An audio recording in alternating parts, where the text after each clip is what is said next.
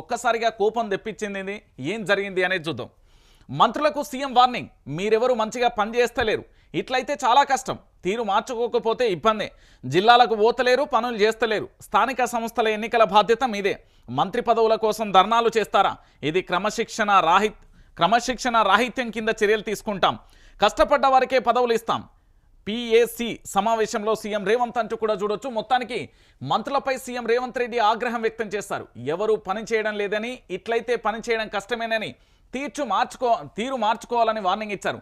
జిల్లాలకు ఇన్ఛార్జ్ మంత్రులను కేటాయిస్తే ఒక్కరు కూడా సరిగ్గా పనిచేయడం లేదని మండిపడ్డారు. స్థానిక సంస్థల ఎన్నికల గెలుపు బాధ్యత ఇన్ఛార్జ్ మంత్రులే తీసుకోవాలన్నారు. మరికొంతమంది మంత్రులు పదవుల కోసం ధర్నాలు చేయడం ఏంటని ప్రశ్నించారు. పార్టీ క్రమశిక్షణకు పాల్పడితే చర్యలు తప్పవని, కష్టపడ్డ వారికే పదవులు ఇస్తామంటూ కూడా అన్న ముచ్చట ఒకసారి చూద్దాం. సో మొత్తానికి తెలంగాణ రాష్ట్ర వ్యాప్తంగా ఇదొకటి చర్చనీయాంశంగా మారుతుంది. ఏంది ఒకటి, మాలలకు సంబంధించి మా సామాజిక వర్గానికి సంబంధించిన మంత్రి పదవి కావాలని కొన్ని రోజుల డిస్కషన్, లేదు మాదిగేలకు సంబంధించి మాకు మంత్రి పదవి కావాలని మరికొన్ని రోజుల డిస్కషన్, నిన్నటికి నిన్న గొర్రెలతో నిరసన వ్యక్తం చేస్తూ గొల్ల కురుమలకు సంబంధించి కూడా మంత్రి పదవి రావాలని మళ్ళీ డిస్కషన్. దాంతో పాటుగా ఇటు బీసీ వర్గానికి సంబంధించి పెద్దపీట వేయట్లేదు, బీసీ సామాజిక వర్గానికి పెద్దపీట వేయాలంటూ మరో డిస్కషన్. ఇట్లా చెప్పుకుంటూ పోతే రకరకాల చర్చ కొనసాగిన పరిస్థితి మనం చూసాం. సో మొత్తానికి ఇక్కడ జరుగుతున్న పరిస్థితులు ఏంటంటే రాష్ట్ర వ్యాప్తంగా కూడా మంత్రులకు సంబంధించి అంటే మంత్రి పదవుల మీద వ్యామోహం ఉందే తప్ప ప్రజల పక్షాన పూర్తి స్థాయిలో నిలబడదాం, స్థానిక సంస్థల ఎన్నికల బాధ్యత విషయంలో కానీ ఇతరత్ర విషయంలో ఎక్కడైనా పనిచేద్దామనే ఆలోచన లేదు అంటూ కూడా చర్చనీయాంశంగా కొనసాగిన పరిస్థితి కనబడుతుంది. సో మొత్తానికి ఇక్కడ జరుగుతున్న పరిణామాలను కాస్త లోతుగా కనుక మనం చర్చించుకుంటే అసలు ఏం జరుగుతుంది ఏంటి అనేది కూడా మనం ఒకసారి ఆలోచించే ప్రయత్నం అయితే చేద్దాం. సో మొత్తానికి ఇక్కడ మంత్రులకు సంబంధించి ఆ సీఎం ఎందుకు వార్నింగ్ ఇవ్వాల్సి వచ్చింది, మంత్రులకి ఎందుకు వార్నింగ్ ఇచ్చిండు అనేది కూడా చూడాలి. నిజానికి వాస్తవమేనండి, మంత్రులకు సంబంధించి వార్నింగ్ ఏ దశలో ఉండాలి, ఎలా ఉండాలి అనేది కూడా చాలా వరకు కూడా మనం చూసిన పరిస్థితి అయితే కనబడుతుంది. దాంతోపాటుగా ప్రధానంగా కూడా మీరందరూ కూడా ఆలోచించాల్సిన విషయం ఏంటి, ఏం కథ అనేది కూడా చూడాల్సిన పరిస్థితి కనబడుతుంది.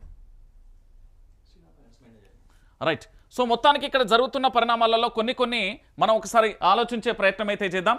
సో ఇక్కడ జరిగిన విషయం ఏంటి అనేది కూడా ఒకసారి చూద్దాం. ఏంటి అంటే మంత్రులకు సంబంధించి ప్రధానంగా కూడా రాష్ట్ర వ్యాప్తంగా జరుగుతున్న పరిణామాలలో ఒక్కొక్కటిగా కూడా చూసే ప్రయత్నం చేస్తే మొత్తానికి తెలంగాణ రాష్ట్ర వ్యాప్తంగా మన మంత్రులు ఉన్నారు. ఒక్కరు కాదు, ఇద్దరు కాదు. ఇప్పటికే అనుకోకుండా అనూహ్యంగా వచ్చిన ప్రభుత్వం ఏదైనా ఉంది అంటే అది కాంగ్రెస్ ప్రభుత్వం. ఇక దానితో పాటుగా మరో అంశం ఏంటంటే మార్పు పేరుతో తెలంగాణ రాష్ట్ర వ్యాప్తంగా అధికారంలోకి వచ్చింది కాంగ్రెస్ పార్టీ. అయితే ఇక్కడ మొత్తానికి జరిగిన పరిణామం ఏంటంటే తెలంగాణ రాష్ట్ర ప్రజలకు 6 గ్యారంటీలు, 13 అంశాలు, 420 హామీలకు సంబంధించి పూర్తి స్థాయిలో కూడా ప్రజలందరికీ కూడా ఈ 4 కోట్ల మంది ప్రజలకు కూడా హామీ ఇచ్చిన పరిస్థితి కనబడింది.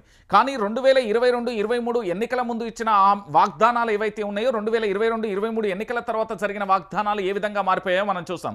సో మొత్తానికి ఇక్కడ జరిగిన పరిణామాలలో మంత్రులకు సంబంధించి కావచ్చు, లేదా ఏదైతే మేనిఫెస్టో కమిటీకి సంబంధించి కూడా రాష్ట్ర ప్రజలకు బాగు చేయాలి, రాష్ట్ర ప్రజలకు సంబంధించి ఏ విధంగానైనా అధికారంలోకి రావాలి అంటూ అనేక రకాలుగా కూడా అడ్డగోలుగా హామీలు ఇచ్చిన పరిస్థితి కూడా మనం చూసాం.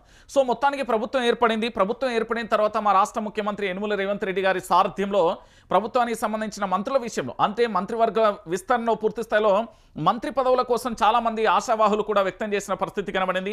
ఆ తర్వాత మళ్ళీ కొన్ని రోజులు కాగానే పూర్తి స్థాయిలో మంత్రివర్గ విస్తరణ జరగలేదని మరో డిస్కషన్ జరిగింది. అయినప్పటికీ కూడా ఇప్పటికీ ఈ రాష్ట్రానికి సంబంధించి మున్సిపల్ కానీ, హోం కానీ, విద్యాశాఖ కానీ మంత్రులు లేని పరిస్థితి కనబడింది. ఇక దానితో పాటుగా మరి కాస్త మనం లోతుగా వెళ్తే ఇచ్చిన మంత్రులు ఏమైనా చక్కగా చేస్తున్నారా పని అంటే రాష్ట్ర వ్యాప్తంగా కూడా ఎక్కడ కూడా కనిపించిన పరిస్థితి కనబడుతుంది. ఒకసారి చూడొచ్చు. ఎందుకంటే రైతులకు సంబంధించి రైతు భరోసా కానీ, రైతు రుణమాఫీ విషయంలో తుమ్మల నాగేశ్వరరావు వ్యవసాయ శాఖ తన దగ్గర పెట్టుకునేమన్నా పూర్తి స్థాయిలో ప్రజల్లోకి వెళ్ళిందా అంటే వెళ్ళలే. దాంతోపాటు పొంగులేటి శ్రీనివాసరెడ్డి అధికారంలో ముఖ్యమంత్రి తర్వాత నేనే నెంబర్ 2 అని చెప్పే మాటలు చెప్తారు కానీ ప్రజల్లోకి వెళ్ళిండా. ఇక దాంతోపాటు దనసరి అనసూయ గారు పూర్తి స్థాయిలో కూడా ములుగు నియోజకవర్గంలో ఏదైతే కరోనా సమయంలో అద్భుతంగా పనిచేశారు, మరి మంత్రి పదవి వచ్చిన తర్వాత దానికి రెట్టింపు చేయాల్సింది ఎందుకు చేయలేకపోతున్నారనే ఒక ప్రశ్న. ఇక దాంతోపాటు పొన్నం ప్రభాకర్ తెలంగాణ ఉద్యమంలో క్రియాశీలకంగా ఉండి ఈరోజు పూర్తి స్థాయిలో అధికారం వచ్చి వారి చేతిలో మంత్రి పదవి ఉన్నప్పటికీ కూడా ఏమీ చేయలేకపోతున్నారనే ఆరోపణ. ఇక ఇంకోవైపు బట్టి విక్రమార్క ఈ రాష్ట్రానికి సంబంధించి ఉప ముఖ్యమంత్రిగా, ఆర్థిక శాఖ మంత్రిగా తన చేతిలో పదునైన పూర్తి స్థాయిలో శాఖలను పెట్టుకొని కూడా మధుర నియోజకవర్గం కానీ, ఖమ్మం జిల్లాలకు కానీ పూర్తి స్థాయిలో తెలంగాణ రాష్ట్ర వ్యాప్తంగా కూడా ఏమీ చేయలేని పరిస్థితి కనబడుతుంది.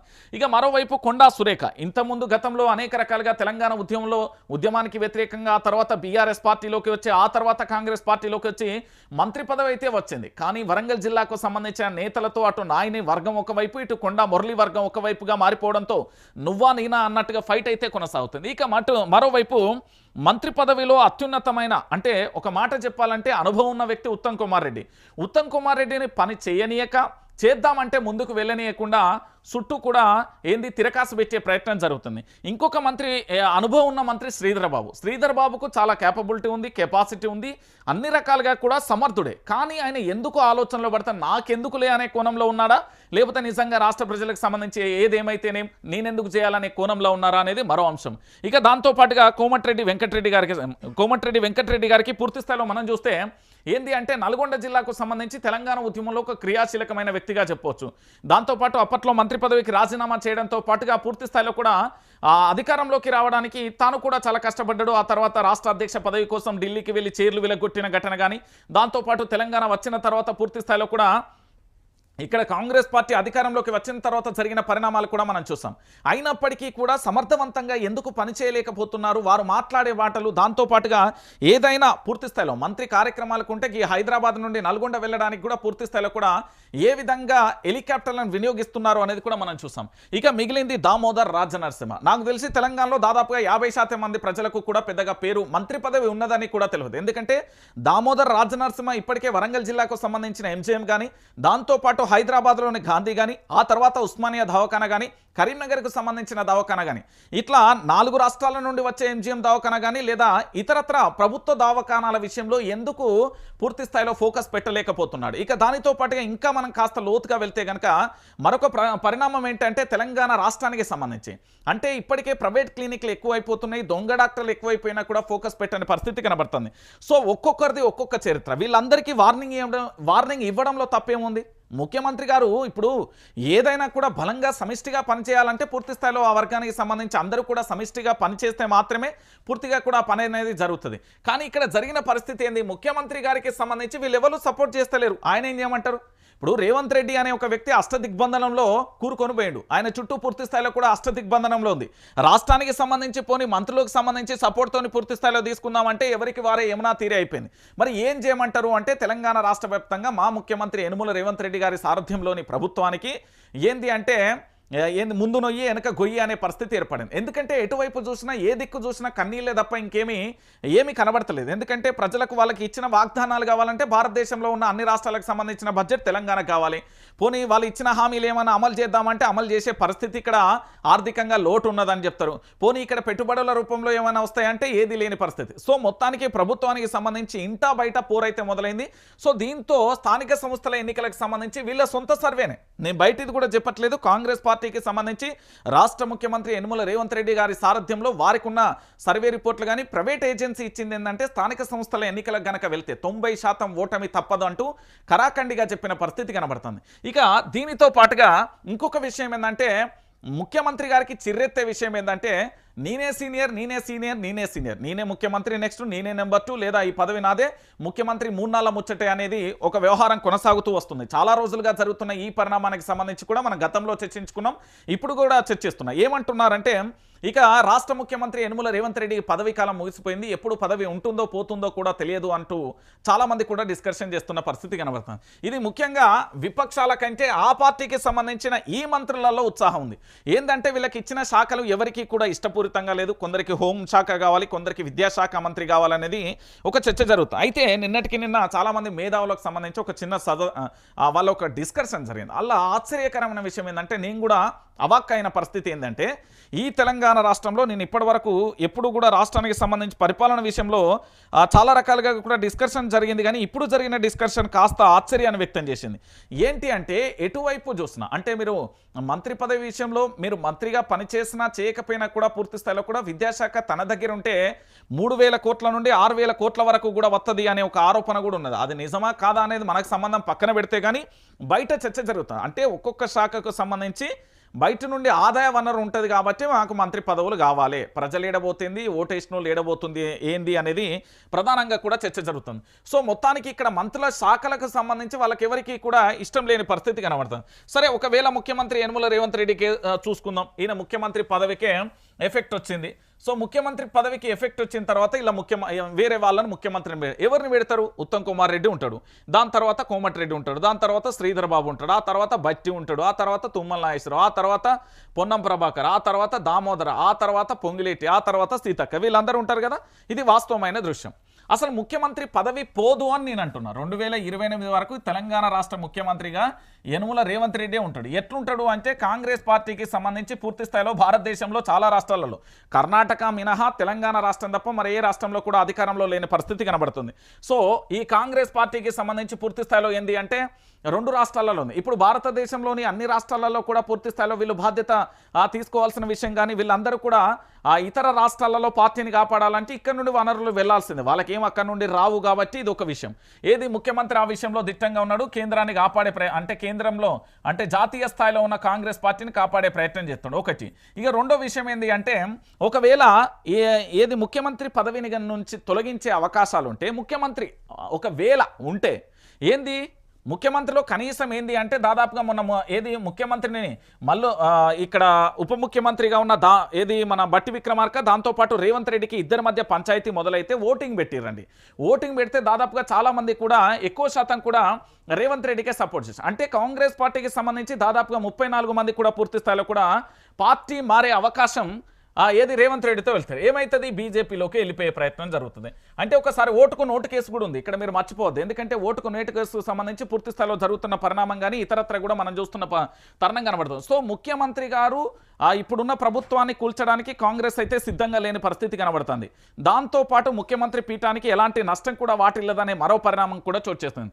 సో ముఖ్యమంత్రి గారికి సంబంధించి 2028 వరకు తెలంగాణ రాష్ట్ర ముఖ్యమంత్రిగా యనమల రేవంత్ రెడ్డి ఉంటాడు. ఇంకొక విషయం ఏంటంటే మరొక వాదన కూడా కొనసాగుతుంది. ఓసీలకు సంబంధించి పూర్తి స్థాయిలో కూడా ఇక ఇదే చివరి ముఖ్యమంత్రి అంటూ కూడా చెప్పిర్రు. దాంతోపాటు రాష్ట్ర ముఖ్యమంత్రికి సంబంధించి గతంలో 2014 నుంచి 2028 వరకు 2022 వరకు పూర్తి స్థాయిలో కూడా ముఖ్యమంత్రిగా కొనసాగిన కల్వకుంట్ల చంద్రశేఖరరావును పట్టుకొని దొరపరిపాలన అని అందరూ వ్యాఖ్యలు చేశారు. ఒకసారి మనం ఆలోచిద్దాం. నీలం సంజీవరెడ్డి కానీ, దామోదర సంజీవ కానీ, దాంతోపాటు నీలం సంజీవరెడ్డి ఎన్ని ఒక్కొక్కసారి ఎవరెవరు మంత్రులు చేసిళ్ళు వాళ్ళకి ముఖ్యమంత్రిగా పనిచేసిళ్ళు ఒకసారి చెప్తా. నీలం సంజీవరెడ్డి ఏ కమ్యూనిటీ అండి?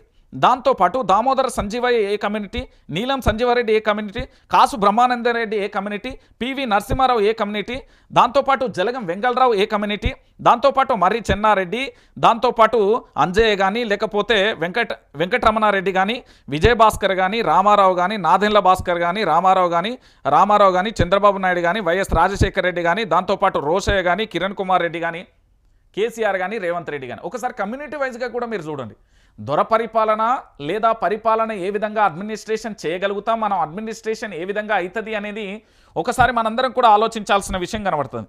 ఎందుకంటే తెలంగాణ రాష్ట్రం ఎట్లా అద్భుతంగా నడిచే ఈరోజు తెలంగాణ రాష్ట్రం ఎట్లున్నది అనేది కూడా మీరు చూడండి. సో మొత్తానికి ముఖ్యమంత్రి పదవులు కావాలి, మాకు పదవులు కావాలి, పేదోడుగానే బతకాలి. ఎందుకంటే చాలా సందర్భాలలో గ్రామీణ ప్రాంతాలకు వెళ్ళినప్పుడు నేను కాంగ్రెస్ పార్టీ కార్యకర్తను, కరుడుగట్టిన కాంగ్రెస్ వాది, నేను బీఆర్ఎస్ పార్టీ కరుడుగట్టిన వాదిని, నేను భారతీయ జనతా పార్టీకి సంబంధించిన కరుడుగట్టిన వాది. కానీ ఆ గ్రామానికి సంబంధించి రోడ్లు వస్తాయా? రావు. పోనీ వీధి లైట్లు వస్తాయా? రావు. పోనీ నల్లాలు వస్తాయా? ఇతరత్ర ఏది ఎక్కడేసిన గొంగడి అక్కడే ఉంటుంది. కానీ చాలా సందర్భాలలో కూడా 2014 ముందు ఉమ్మడి రాష్ట్రంలో మనం అనుభవించిన నరకయాతన 2014 తర్వాత కల్వకుంట్ల చంద్రశేఖరరావు గారి ప్రభుత్వం వచ్చిన తర్వాత, మళ్ళీ ఇప్పుడు 2022 తర్వాత కాంగ్రెస్ ప్రభుత్వం అధికారంలో వచ్చిన తర్వాత జరిగిన పరిణామాలన్నింటినీ కూడా ఒకసారి ఆలోచించండి.